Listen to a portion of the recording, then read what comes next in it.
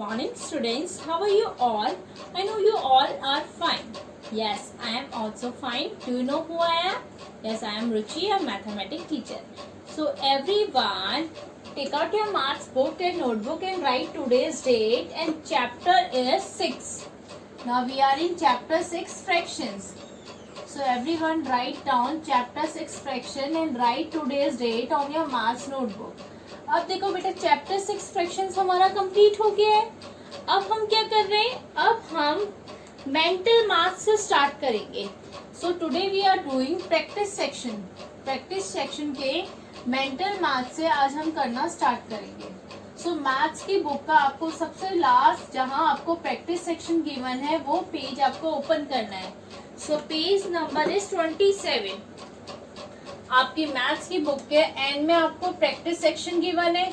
सो उस practice section को आप ओपन करो. पेज नंबर 27 में आज हम चैप्टर 6 फ्रैक्शंस का प्रैक्टिस सेक्शन करेंगे. सो हमें फर्स्ट गिवन है मेंटल मैथ्स. पेज नंबर 27 में फर्स्ट हमें गिवन है बेटा मेंटल मैथ्स. नाउ अब देखो, मेंटल मैथ्स में हमें फर्स्ट गिवन है फिल इन द ब्लैंक्स. हमें क्या करना है? फिल इन द ब्लैंक्स करने हैं. हमें ब्लैंक्स गिवन है, उसे हमें फिल करना है. अब फर्स्ट में देखो हमें क्या गिवन है. Now first one is a dash is a number that represent a part of a whole. A dash is a number. A dash is a number which represents a part of a whole. That represent a part of a whole. अब देखो, ऐसा कौन सा number है, ऐसा कौन सी चीज है जो रिप्रेजेंट करता है पार्ट ऑफ अ होल. तो हमने चैप्टर के स्टार्टिंग में पढ़ा था. ये किसकी डेफिनेशन है? फ्रैक्शन की. सो आंसर आपका फिल इन द ब्लैंक्स में क्या आएगा? A fraction is a number that represent a part of a whole. Now everyone, you have to write down on your maths notebook. बेटा आपको maths की notebook में साथ साथ करते रहना है. अब सेकंड हमें गिवन है a fraction. A fraction which has 1 as a numerator, which has 1 as a numerator. ऐसा फ्रैक्शन जिसमें 1 होता है न्यूमरेटर में. क्या होता है? 1 as a numerator. 1 as a numerator is called a dash fraction. अब देखो बेटा, ऐसा कौन सा फ्रैक्शन है जिसके न्यूमरेटर में 1 होता है? मैंने आपको टाइप्स ऑफ फ्रैक्शंस बताए थे. अब ऐसा फ्रैक्शन कौन सा है जिसके न्यूमरेटर में 1 होता है? तो कौन सा फ्रैक्शन होता है? Unit fraction. यूनिट फ्रैक्शन के न्यूमरेटर में आपका क्या होता है? 1 होता है. डिनोमिनेटर में कोई भी नंबर होगा बट न्यूमरेटर में क्या होगा? 1 होगा. अब थर्ड आपको गिवन है the fraction which is less than 1. A fraction which is less than 1. ऐसा फ्रैक्शन जो 1 से छोटा हो. A fraction which is less than 1 is a dash fraction.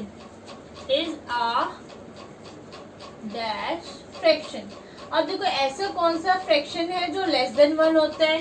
Proper fraction. कौन सा फ्रैक्शन है? Proper fraction. ना प्रॉपर फ्रैक्शन क्या होता है? लेस देन 1 होता है. अब नेक्स्ट हमें फोर्थ गिवन है. अब फोर्थ में बेटा हमारे पास है the fraction in which the different denominator are called. ऐसा फ्रैक्शन जिसमें डिफरेंट डिनोमिनेटर्स हो. द फ्रैक्शंस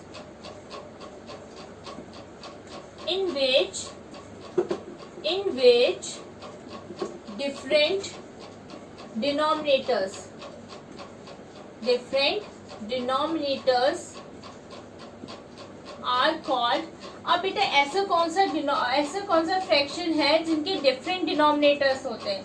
जिनके न्यूमरेटर तो पता नहीं, लेकिन डिनोमिनेटर्स क्या होते हैं? डिफरेंट होते हैं. हम उन फ्रैक्शंस को क्या बोलते हैं? Unlike fractions. मैंने आपको पढ़ाया था क्या होते हैं अनलाइक फ्रैक्शंस.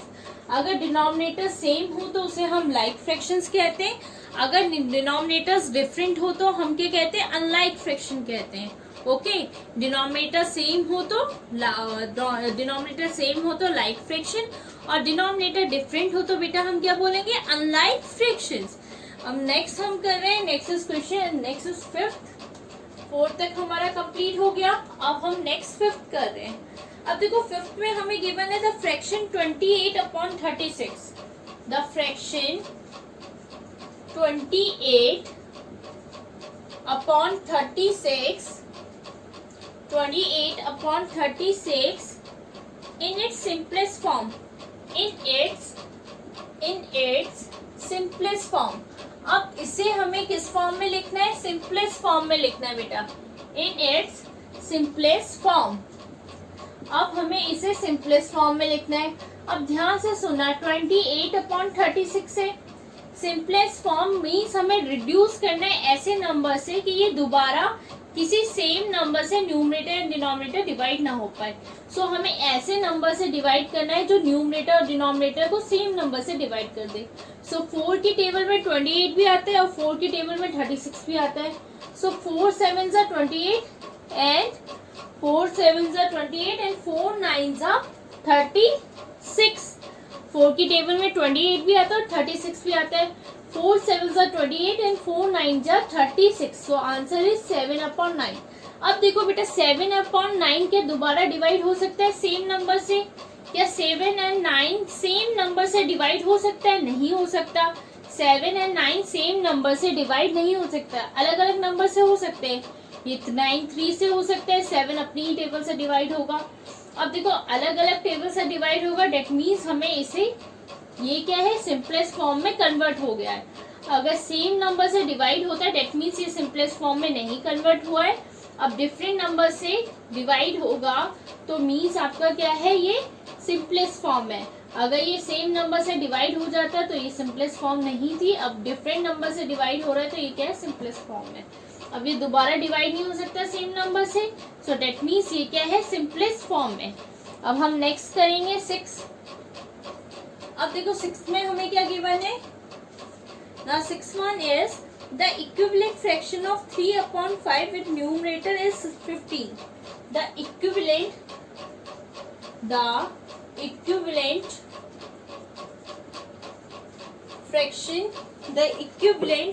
fraction of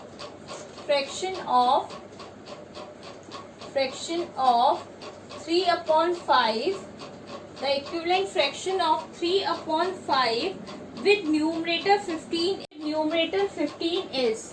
अब देखो the equivalent fraction of 3/5 with numerator 15 is। अब हमें इक्विवेलेंट फ्रैक्शन निकालना है और न्यूमरेटर हमें क्या गिवन है, 15 है। सो 3/5 है। सो 3/5 को किससे मल्टीप्लाई किया कि 15 आ गया। 3/5 को किस नंबर से मल्टीप्लाई किया होगा कि 15 आ गया होगा। सो 3 की टेबल में 15 कब आता है, 3 × 5 is 15।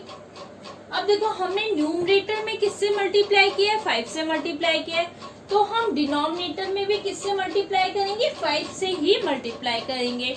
So 5 × 5 is 25। So the answer is 25, 15/25। Answer क्या आया, 15/25। अब हम नेक्स्ट करेंगे, अब नेक्स्ट इज 7th। अब देखो क्वेश्चन नंबर 7 में हमें गिवन है the fraction 3/4 is equivalent to the fraction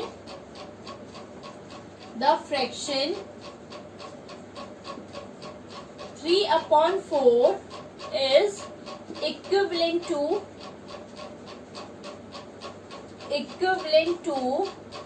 the fraction 3/4 equivalent to x/28। Now find the value of x। अब हमें x की वैल्यू फाइंड आउट करना है। Find the value of x। अब देखो बेटा हम क्या करेंगे, x की वैल्यू फाइंड आउट करेंगे।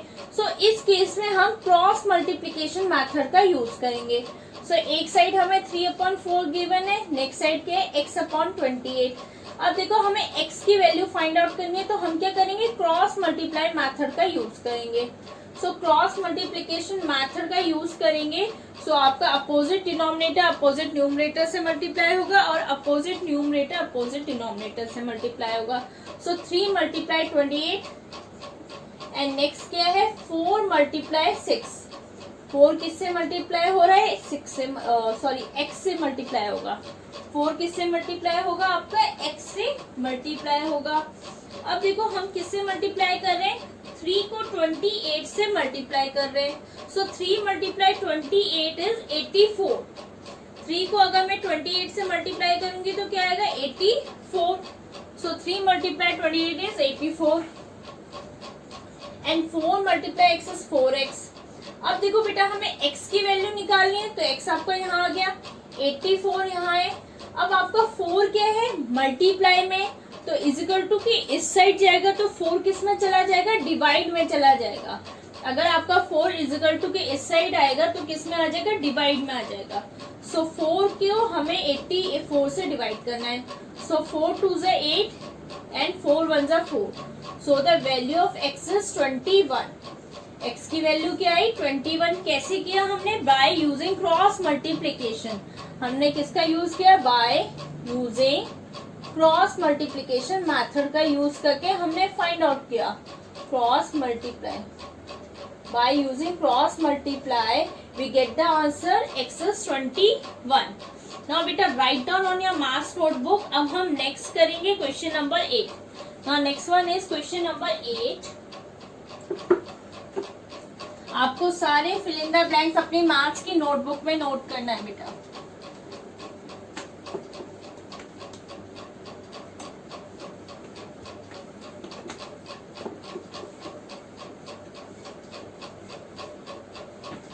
Now next is question number 8। अब देखो बेटा हमें 8 गिवन है। अब 8 में हमें क्या गिवन है 1/2 प्लस 1/2 प्लस 1/2। अब पहले सबसे पहले हम 2 2 2 का एलसीएम निकालेंगे। सो तीनों साइड हमारे क्या है सेम नंबर है। सो हमें एलसीएम निकालने की जरूरत नहीं है क्योंकि एलसीएम हमारा 2 ही आएगा। सो 2 मल्टीप्लाई 1 इज 2। सो ये 1 2 को अगर मैं 1 से मल्टीप्लाई करूंगी तो 2 आएगा। सो 1 इस न्यूमरेटर से मल्टीप्लाई होगा 1 आएगा ना। नेक्स्ट प्लस का साइन ना 2 multiply 1 is 2 and 1 multiply 1 is 1। अब अगेन ये 2 मल्टीप्लाई होगा 1 से तो 2 आएगा। अब ये 1 मल्टीप्लाई होगा इस न्यूमरेटर से तो आंसर क्या आएगा 1 आएगा। सो 1 प्लस 1 इज 3। 3/2 आ गया। Now this is improper fraction. अब इस इम्प्रॉपर फ्रैक्शन को मुझे मिक्स फ्रैक्शन में कन्वर्ट करना है। सो मिक्स में कन्वर्ट करने के लिए मैं डिवाइड करूंगी।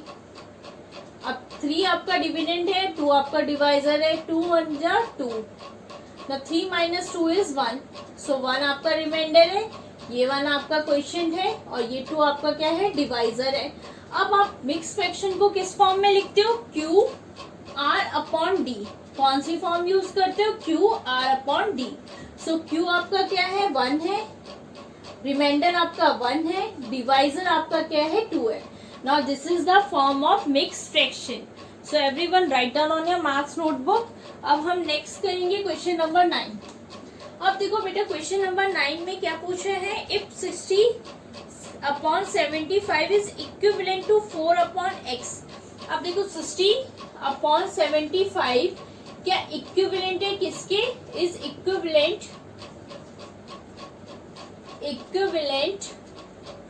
To 4/x to 4/x। Then find the value of x। हमें क्या फाइंड करने है x की वैल्यू फाइंड आउट करनी है बेटा। So same as it is जैसे हमने इससे पहले क्वेश्चन किया था सेम वैसे ही करना है जैसे हमने क्वेश्चन नंबर 7 किया था same as it is question number 9 भी हमारा होगा बेटा। अब देखो इसमें हम क्या करेंगे अगेन कौन सा मेथड का यूज करेंगे क्रॉस मल्टीप्लाई मेथड का यूज करेंगे। 60/75 आ गया ये आपका 4/x है। Now put the sign of cross multiply by using cross multiply. अब देखो 60 × x is 60x and 75 × 4। So 75 multiply 4 is 300। अब देखो आपको x की वैल्यू निकालनी है, 300 आपका यहाँ आ गया और 60 आपका मल्टीप्लिकेशन में, तो ये इजिकल टू के इस साइड जाएगा, तो ये आपका डिवाइड में जाएगा। अब देखो एक जीरो से एक जीरो कट हो गया।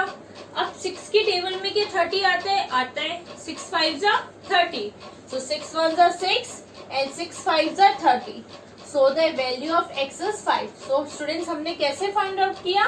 Bye using cross multiplication method. So the value of x is 5. Now next we are doing question number 10. A fraction is said to be in its simplest form when the HCF of the numerator and denominator is 1. अब देखो इसका मतलब क्या है? हमने starting में पढ़ा था कि एक फ्रैक्शन कब बोला जाता है कि वो सिंपलेस्ट फॉर्म में आता है, जब उसके HCF न्यूमरेटर एंड डिनोमिनेटर क्या होता है? 1 होता है। जब उसके HCF न्यूमरेटर एंड डिनोमिनेटर का क्या होता है? 1 होता है। वो एकदम सिंपलेस्ट फॉर्म में आ जाता है, मींस उसका denominator and numerator same number से डिवाइड नहीं हो सकता, तब वो क्या है? एक सिंपलेस्ट फॉर्म में आ जाता है। तो उसका HCF क्या होता है? न्यूमरेटर एंड डिनोमिनेटर में उसका HCF क्या होता है? 1 होता है। So write the answer is 1. So everyone write down on your maths notebook. Students, next we are doing multiple choice question. अब बेटा हम मल्टीपल चॉइस क्वेश्चन कर रहे हैं, multiple choice questions. Now we have given first. अब देखो first question हमारे पास है, which is the greatest fraction among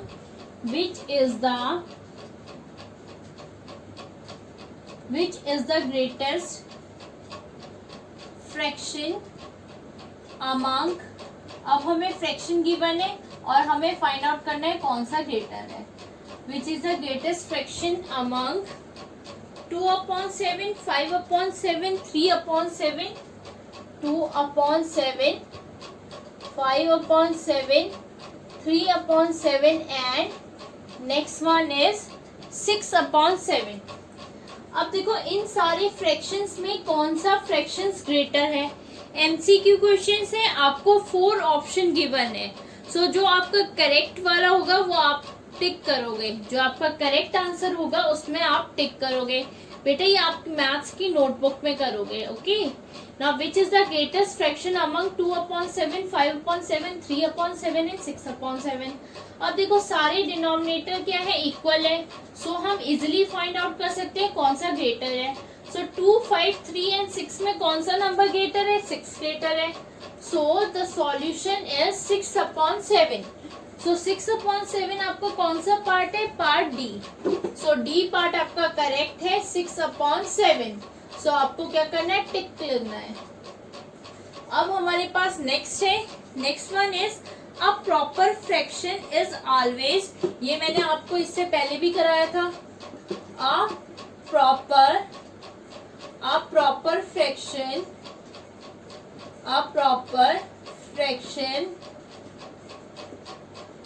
is always less than 1। एक प्रॉपर फ्रैक्शन हमेशा क्या होता है? लेस देन 1 होता है। सो answer is solution A less than 1। कौन सा करेक्ट है? सॉल्यूशन ए करेक्ट है, less than 1। Now next is question number 3। Which of the following is an equivalent fraction of which of the following equivalent fraction, which of the following is an equivalent fraction, is an equivalent fraction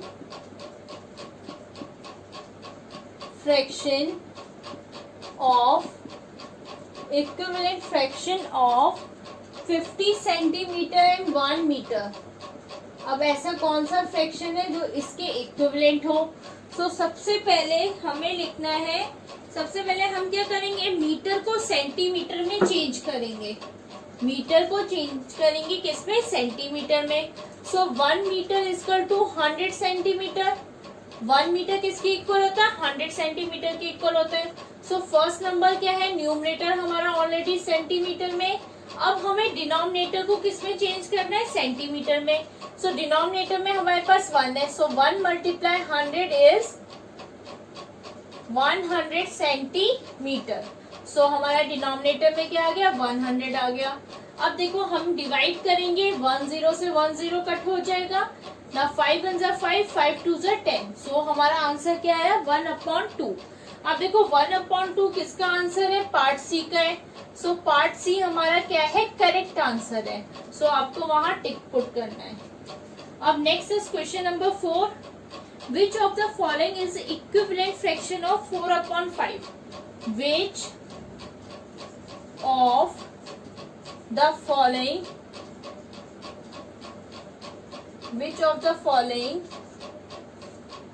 is an equivalent fraction of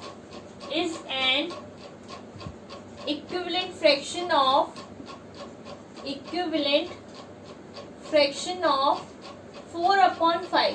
अब इनमें से कौन सा equivalent fraction है 4/5 का, तो हमें बेटा चेक करना है एक एक करके।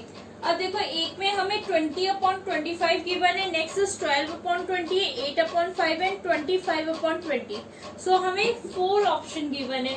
अब देखो अब मैं 4 को पार्ट ए चेक करूंगी पहले मैं, सॉल्यूशन है पार्ट ए। अगर देखो 4 को अगर मैं 5 से मल्टीप्लाई करूं और 5 को सेम नंबर से, जिस नंबर से हम न्यूमरेटर में मल्टीप्लाई करते हैं उसी सेम नंबर से हम डिनोमिनेटर में मल्टीप्लाई करते हैं। सो 4 × 5 is 20 and 5 × 5 is 25।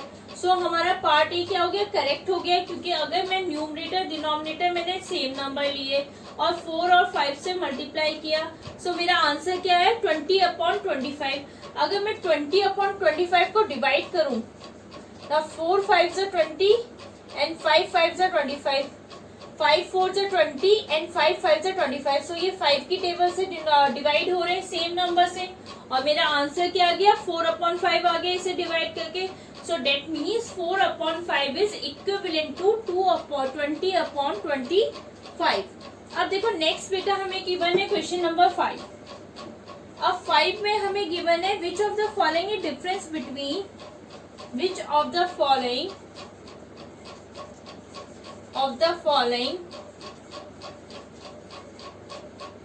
difference between 3/6 and 2/12, difference between 3/6 and 2/12। अब देखो 3/6 एंड 2/12 का हमें डिफरेंस निकालना है। 3/6 एंड 2/12 का बेटा हमें डिफरेंस निकालना है। सो सबसे पहले एलसीएम ऑफ 6 एंड 12 का क्या होगा, एलसीएम ऑफ 6 एंड 12 का क्या होगा, 12 होगा। सो एलसीएम हमारा 12 है, 6 × 2 इज 12, 2 × 3 इज 6। अगेन 12 1 जा क्या होता है, 12 होता है, 1 × 2 इज 2। So 6 - 2 is 4/12। 6 - 2 हमारा क्या आया, 4/12, 4/12 आया। अब देखो 4/12 हमारा क्या हो सकता है, डिवाइड हो सकता है 4 से। 4 1 जा 3, 4 1 जा 4 एंड 4 3 जा 12। सो आंसर हमारा क्या आया, 1/3। सो 1/3 क्या है, पार्ट बी का आंसर है, तो part B is correct. Part B का आंसर क्या है, 1/3। सो हमारा आंसर क्या है, करेक्ट है। हमने क्या किया, सब्ट्रैक्शन किया, 3/6 को सब्ट्रैक्ट किया 2/12 से।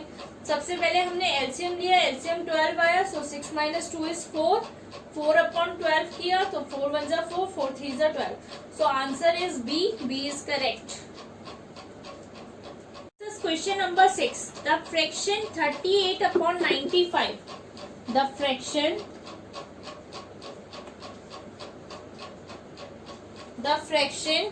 38/95. Now the question number 6 is the fraction 38/95 in its lowest term is 38/95. Its lowest term is, इसकी lowest term क्या है, lowest term is, अब देखो हमें 38/95 गिवन है। सो 38/95 कौन सी टेबल से डिवाइड हो सकता है, सेम टेबल हमें यूज करनी है बेटा। सेम टेबल हमें यूज करनी है जिससे ये डिवाइड हो पाए। सो 19 की टेबल में 38 भी आता है और 95 भी आता है। 19 की टेबल में 38 भी आता है और 95 भी हमारा आता है। सो अगर मैं 19 से डिवाइड करूं, 38 एंड 95 है, सो 19 टू जा 38 होता है, 19 5 जा क्या होता है 35 होता है। So the lowest term is 2/5। So lowest term हमारी क्या होगी 2/5 होगी, क्योंकि हम किससे डिवाइड कर रहे हैं 19 से। अगर मैं 19 से डिवाइड करूं तो 19 टू जा 38 एंड 19 5 जा 95। So the lowest term is 2/5। अब देखो 2/5 क्या है, अब किसी भी नंबर से सेम नंबर से डिवाइड नहीं हो सकते। सो ये क्या है, सबसे लोवेस्ट टर्म है बेटा। Now next is 7। बेटा आपको मैथ्स की नोटबुक में साथ साथ मेरे साथ साथ आपको मैथ्स का काम कंप्लीट करना है। अब नेक्स्ट है which of the following is the fraction is equivalent to 20/35। Which of the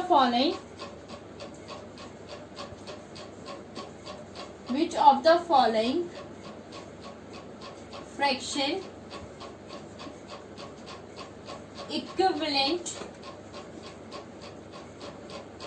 equivalent which of the following fraction equivalent to 20/35 to 20/35। अब देखो ऐसा कौन सा फ्रैक्शन है जो इसके इक्विवेलेंट है। अब देखो सबसे पहले अगर मैं इस नंबर को डिवाइड करूं 5 से, सो 5 4 जा 20 एंड 5 7 जा 35। अगर मैंने इस नंबर को डिवाइड किया तो मेरा आंसर क्या है 4/7 आया। अब मैं नंबर्स को देखूंगी ऐसे कौन सा पार्ट है जिसे मैं डिवाइड करूं और 4/7 ही आ जाए numerator and denominator. So look at part C. Now the solution is part C. अब पार्ट सी में हमें गिवन है 16/28। अब देखो अगर मैं 16/28 को डिवाइड करूं 4 से, 4 4 जा 16, 4 7 जा 28, तो मेरा आंसर क्या आ रहा है 4/7 आ रहा है। और मैंने 20/35 को डिवाइड किया तो मेरा आंसर 4/7 आ रहा था। तो दोनों साइड मेरे आंसर क्या आ रहे हैं, सेम आ रहे हैं। So that means part C is correct. So 20/35 का इक्विवेलेंट क्या है 16/28। So answer C 16/28 is correct. Now put the sign of tick here. Now next is question number 8। अब 8 में गिवन है what should be subtract from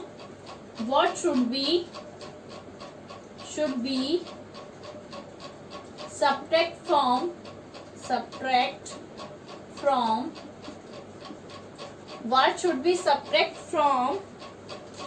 from 7/2 to get 3/2। 7/2 to get 3/2। अब देखो ऐसा कौन सा नंबर है। अब हम क्या करेंगे 7/2 को सब्ट्रैक्ट करेंगे किससे 3/2 से। अब हमारे डिनोमिनेटर क्या है, दोनों साइड सेम है, मीन्स हमारा एलसीएम 2 ही आएगा। अब 7 - 3, अब हमें क्या करना है 7 - 3। सो बेटा 7 - 3 किसके इक्वल होता है 4 के इक्वल होता है। सो 7 - 3 इज 4। डिनोमिनेटर में हमारे पास 2 है। सो 2 1 जा 2, 2 2 जा 4। सो आंसर हमें क्या मिला 2। अब हम चेक करेंगे 2 कौन सा पार्ट है। Now 2 is part B, so answer is part B. So B part हमारा क्या है करेक्ट है। Now next one is question number 9. Which of the following fraction is less than 1? Which of the following fraction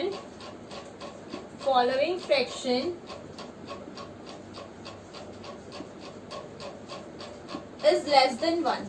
अब हमें देखना है कि इनमें से कौन सा फ्रैक्शन लेस देन 1 है। सो इसके लिए हमें क्या करना पड़ेगा, डिवाइड करना पड़ेगा।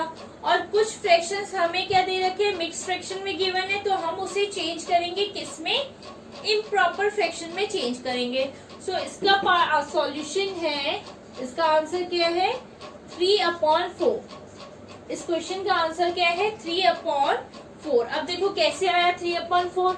अगर मैं 3 को 4 से डिवाइड करूं, सो ये डिवाइड नहीं हो सकता, तो मुझे 0 पुट करना पड़ेगा और यहाँ पॉइंट लगाना पड़ेगा, तो यहाँ क्या आएगा 0 आएगा ना। 4 की टेबल में 30 नहीं आता। 4 × 7 is 28।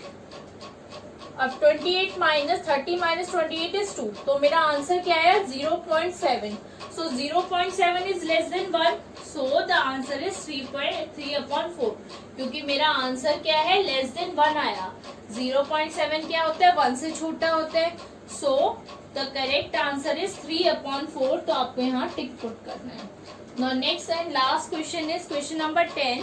The sum of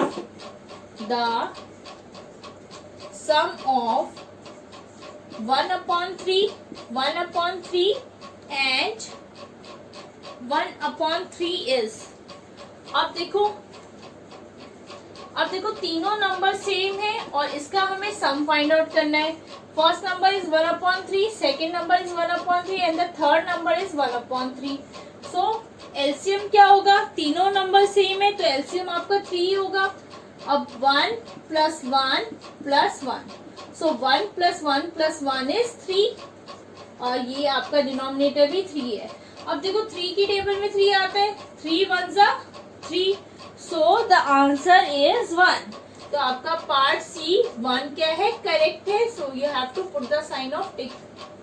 now everyone, बेटा मैंने आज आपको मेंटल मैथ्स कराए एंड मल्टीपल चॉइस क्वेश्चंस कराए. सो आपको अपनी मैथ्स की नोटबुक में इन दोनों को सॉल्व करना है पूरे क्वेश्चंस के साथ.